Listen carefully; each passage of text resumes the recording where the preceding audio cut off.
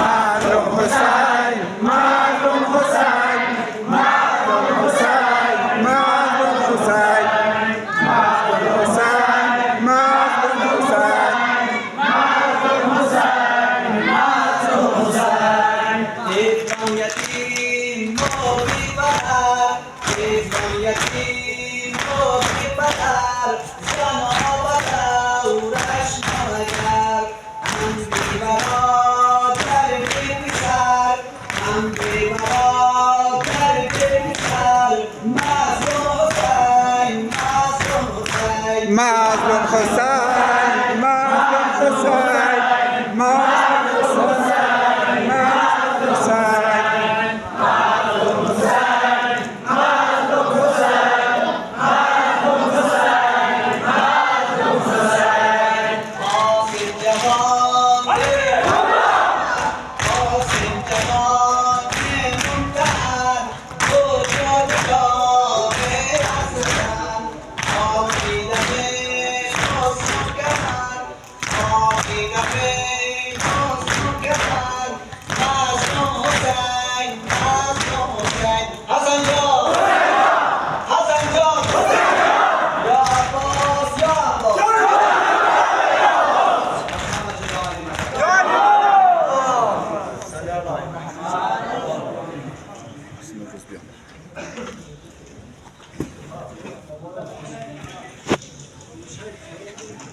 اللهم يا حامل بحق محمد وآله بحق علي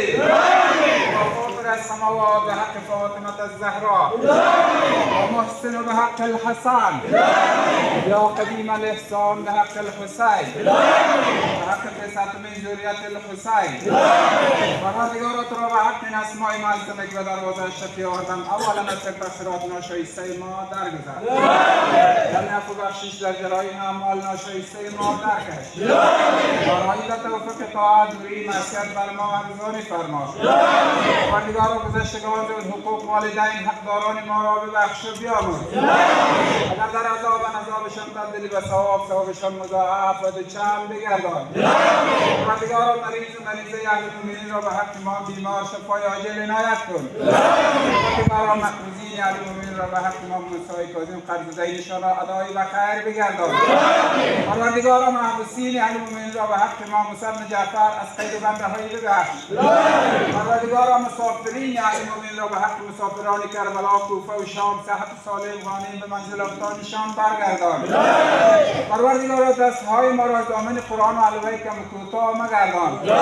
در دنیا محبت اهل بیت در آخرت شفاعت آنها را نصیب و روزی ما قرار بده پروردگارا آمریکای مکار اسرائیل اشرار را از صفحه روزگار حبس نابود و شکر مفتضح رسوایشان بگردان